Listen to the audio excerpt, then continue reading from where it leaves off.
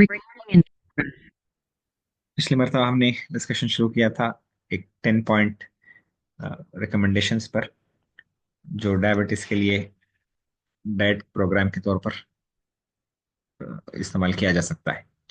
Basically दो तीन चीजें एतराफ के तौर पर। एक तो I am not a nutritionist, तो all these are recommendations based on some amount of research. और इसमें जो डाइट प्रोग्राम और जो रिकमेंडेशंस हैं वो not only for diabetics, general लोगों के लिए भी काफी बेनिफिशियल होंगे। और मुझे भी बहुत कुछ नए पॉइंट्स सीखने को मिला during the time of research. तो last time we had covered 2 points. One is adding proteins to our breakfast. 30 grams of proteins add करना है। और थोड़े से ब्रेकफास्ट हैं जो अवॉइड करना है, स्पेशली द स्वीट टाइप्स। दूसरा पॉइंट डिस्कस हुआ था कि लंच और डिनर जो भी हमारा मेन मील है उसमें एक वेजी स्टार्टर इस्तेमाल करना है। We start off with a bowl of salad or some vegetables or fruits before the breakfast, amounting to about 1/3 of the plate.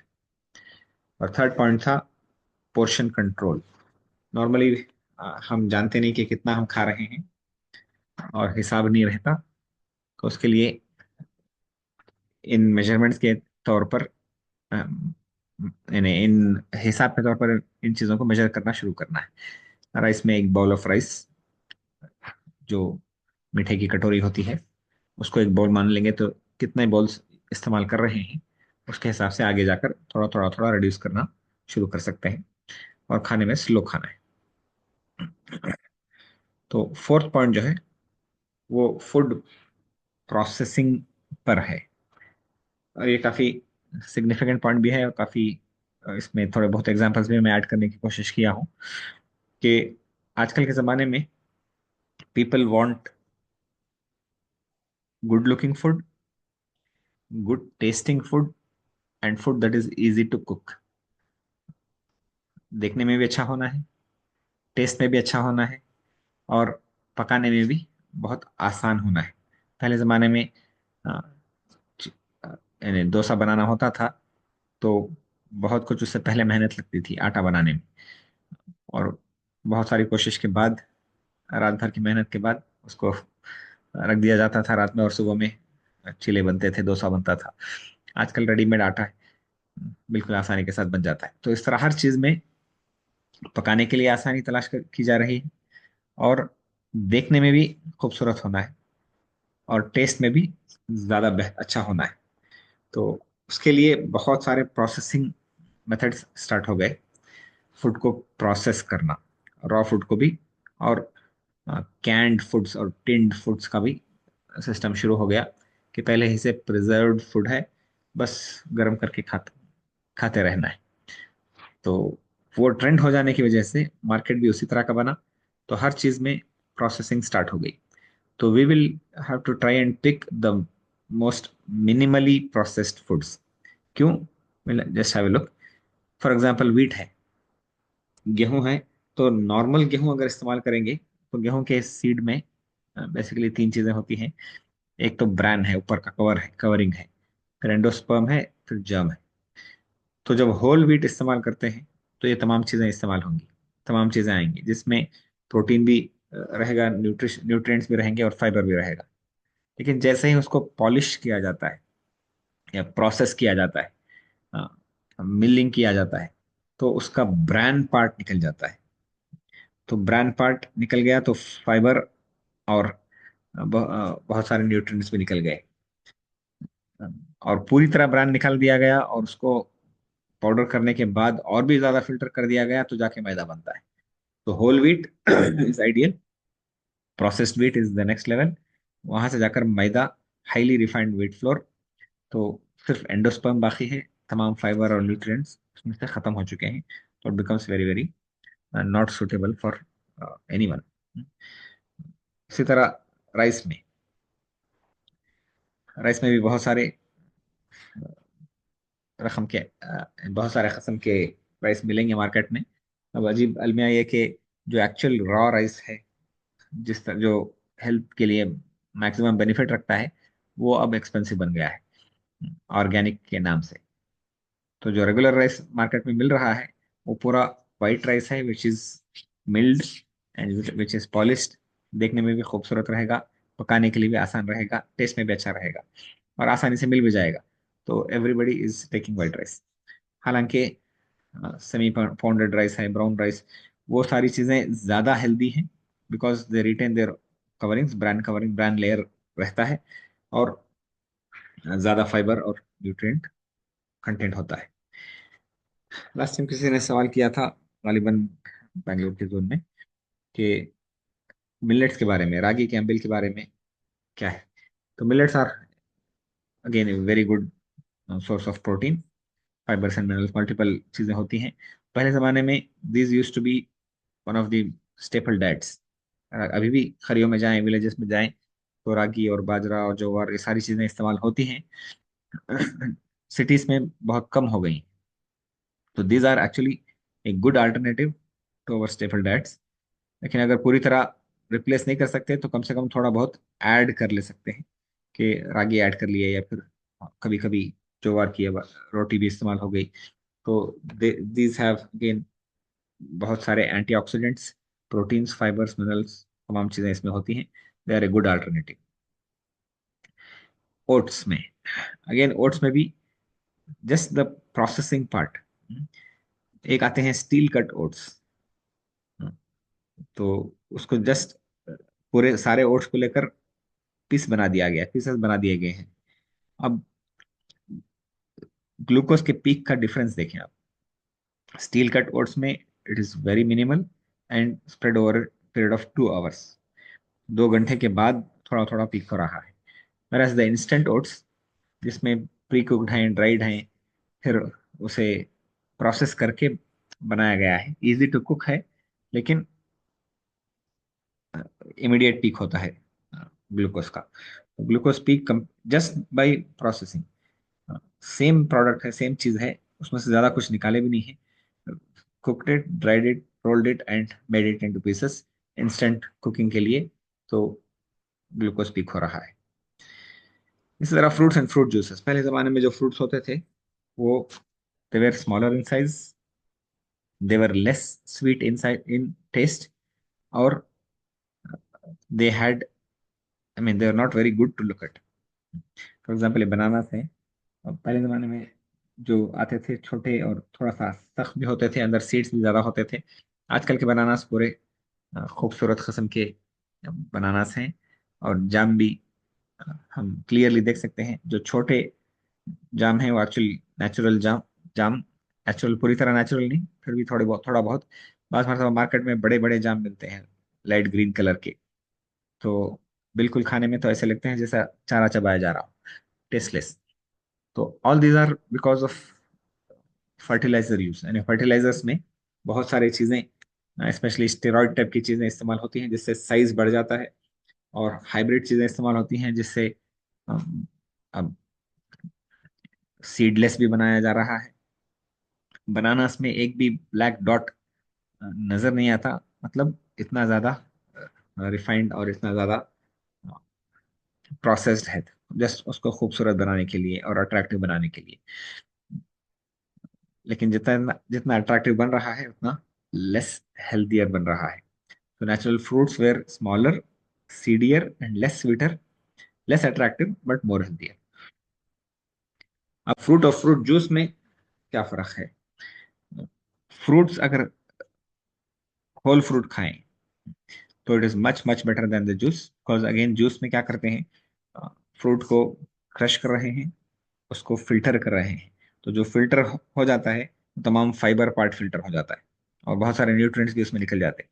तो न्यूट्रिएंट्स और फाइबर फ्रूट से जूस बनाने में निकल जाते हैं। तो जूस पीने के बजाय, even if you are not adding sugar, शक्कर ऐड भी नहीं कर रहे हैं आप, तब भी juice will create a bigger spike then the raw fruit. तो रॉ फ्रूट्स जितना हो सके उतना ओरिजिनल स्टेट में लेने की कोशिश करना है, that is much better. For example यहाँ ऑरेंज, 140 ग्राम्स ऑफ ऑरेंज ले रहे हैं तो 69 कैलोरीज मिल रहा है।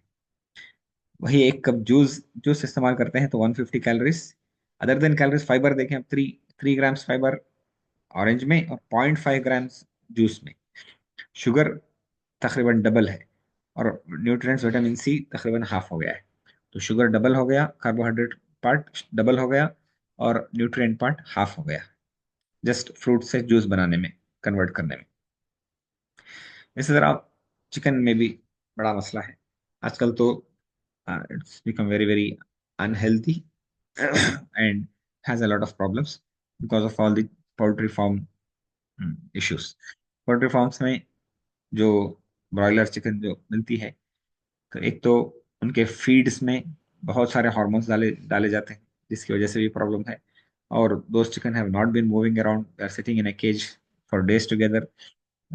तो बहुत सारे इश्यूज उसमें हो रहे हैं, but we don't have a proper study to pinpoint that this is the problem there, जिसकी वजह से सबसे मैक्सिमम इस्तेमाल होने वाली चीज चिकन है। उसमें भी पकाने के अंदाज में बहुत ज्यादा फर्क पड़ जाता है। मिसाल के तौर पर आप घर में रोस्ट करके खा रहे हैं होम मेड चिकन, तो which is much healthier than chicken nuggets.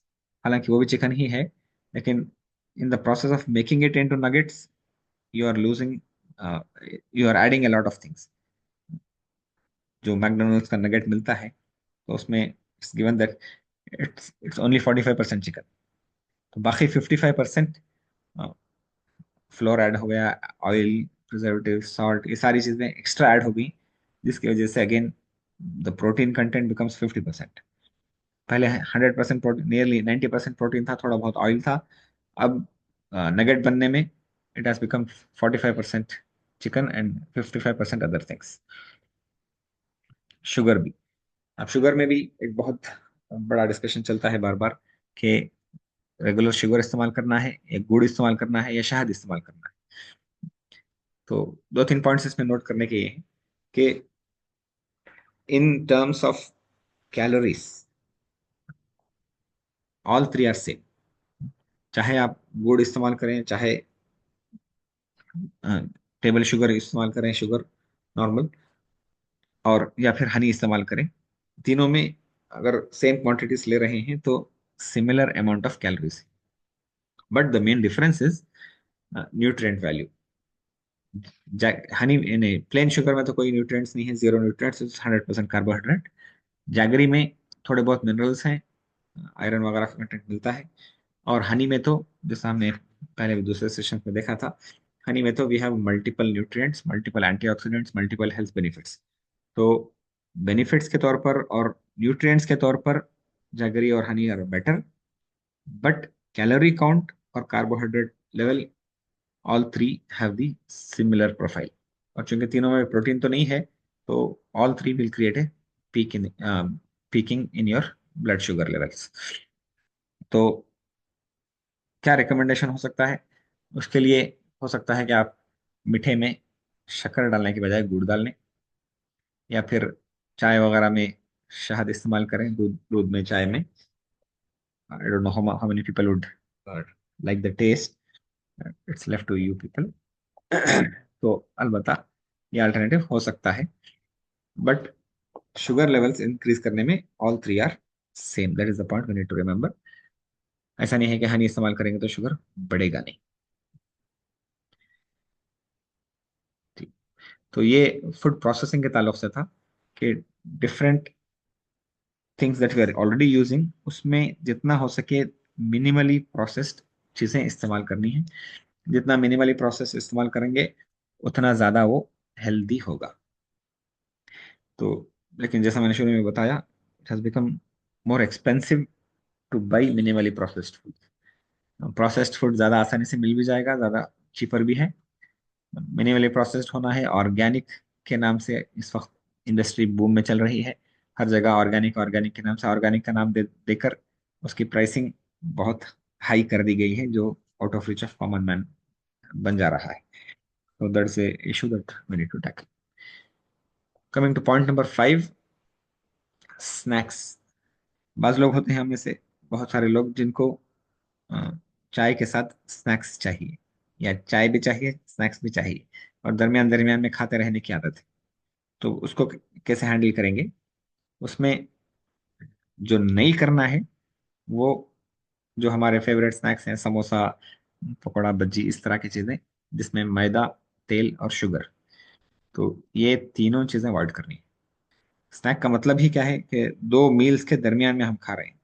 Lunch खाए हैं, रात में डिनर खाना है, और दरमियान में असर के बाद, मगरिब के बाद कुछ ना कुछ खा रहे हैं। अब ये तीन चीजें इस्तेमाल करना उस वक्त में इट्स वेरी वेरी हार्मफुल। मैदा, तेल और शुगर बिल्कुल अवॉइड करना है। स्पेशली बिस्किट्स हैं, बन्स, ब्रेड पफ, केक्स, ये सारी चीजें pure carbohydrates, high on carbohydrates, which will increase your peeking and again cause lot of problems. तो करना क्या है, हेल्दी स्नैक्स अगर खाना ही है आपको, if at all required, you can use fruits, किसी भी तरह के नट्स और सीड्स, बहुत सारे चिया सीड्स फॉर एग्जांपल, या फिर इस तरह के सीड्स हैं जो बहुत ज़्यादा हेल्दी कंसिडर किए जाते हैं, तो वो सीड्स। पॉपकॉर्न अगर इस्तेमाल कर सकते हैं, बहुत अच्छा है, क्वांटिटी भी कम होगी, और यानी इजी टू मेक ऑल्सो, और नॉट वेरी एक्सपेंसिव ऑल्सो। फिर वेजिटेबल्स कुछ भी इस्तेमाल कर सकते हैं, इवन चुरमुरी टाइप का भी कोई इस्तेमाल करना चाहे तो वो भी इस्तेमाल कर सकते हैं। रोस्टेड चना, ग्राउंड नट्स, स्प्राउट चैट्स, खजूर अगर इस्तेमाल करना चाहते हैं तो वो इस्तेमाल कर सकते हैं, उसमें भी बहुत सारा फाइबर वगैरह होता है जिसकी वजह से पीकिंग कम होता है। तो इस तरह के हेल्दी स्नैक्स का कुछ सिस्टम बना ले सकते हैं। We need to avoid, especially अभी रमजान तो आने वाला है, रमजान में पूरा हमारा इफ्तार, दिन भर के रोजे का जो जो तलाफी है, वो मैदा, तेल और शुगर में खत्म कर देते हैं। हम सबकी हिफाजत फरमाए। तो जो एक्चुअल बेनिफिट ऑफ फास्टिंग था, उसको हम लूज कर रहे हैं because of all this three things. तो स्नैक्स करना भी है, तो हेल्दी स्नैक्स के ऑप्शंस यहाँ दे दिए गए हैं तकरीबन 8-10। तो उस तरह की चीजें हम इस्तेमाल कर लें तो ज्यादा बेहतर है। और क्वांटिटी भी उसमें कंट्रोल में रखना है। One handful can be a simple measure, आसानी से हिसाब रखने के लिए। रोस्टेड चना खा रहे हैं तो मतलब क्या है, एक एक मुट्ठी में आपके जितने आएंगे, एक एक हैंडफुल में उतने इस्तेमाल करना है, बहुत ज्यादा नहीं। पॉइंट नंबर 6 में, मीठा खाने का अगर है, यानी if you are eating a dessert, this has to be only occasional. Occasional का मतलब महीने में 1-2 बार। अ, मीठा ऐसा नहीं है कि बिल्कुल ही नहीं खाना, खा सकते हैं, लेकिन एक दो कंडीशंस। एक तो बहुत कभी कभी इस्तेमाल करना है, और it should be a small serving, and it should be immediately after a meal. इसको स्नैक की तरह नहीं खाना है। यानी स्नैक का मतलब दो मेजर मील्स के दरमियान में खा रहे हैं तो वो स्नैक बन जाएगा, तो उस वक्त में this lead to a high spike. अगर इमीडिएटली खाने के बाद खा रहे हैं तो the spike will not be much, because you have eaten proteins and other things during your regular meal. तो इमीडिएटली मील के बाद में खाना है, थोड़ा सा खाना है, और ओकेजनली खाना है। और बेवरेजेस अगर इस्तेमाल कर रहे हैं तो अगेन यहाँ अ, पूरे डायबिटिक्स जो है वो बगैर शक्कर की चाय पीकर समझते हैं कि हमने पूरा डाइट प्रोग्राम का हक अदा कर दिया। हालांकि एक चमचा शक्कर जो है वो सिर्फ 5 ग्राम्स ऑफ कार्बोहाइड्रेट्स है। और एक कप ऑफ राइस, एक मिट्टी की कटोरी जिसे हम कहते हैं, उतना अगर चावल हम एक्स्ट्रा ले रहे हैं तो that is 40 grams of carbohydrates. तो nearly 8 times more than 1 teaspoon of sugar. तो चावल तो हम रेगुलर ले रहे हैं उतने उतने ग्राम्स, और शुगर 5 ग्राम शुगर कम करके हम समझते हैं कि हमारी डाइटिंग पूरी हो गई, शुगर परहेज अच्छी तरह हो गया। और रोटी में भी कोई कुछ कम नहीं, 32 ग्राम्स ऑफ कार्बोहाइड्रेट्स ईच रोटी में, जो चपाती और रोटी हम पकाते हैं उसमें। तो we can avoid sugar in tea, but that doesn't have a huge difference on our diet programs. We need to remember that. फिर इंशाल्लाह अगले पॉइंट्स आगे डिस्कस करेंगे। अल्लाह ताला हमें अमल की तौफीक अता फरमाए। वाखिर दावाना अल्हम्दुलिल्लाहि रब्बिल आलमीन।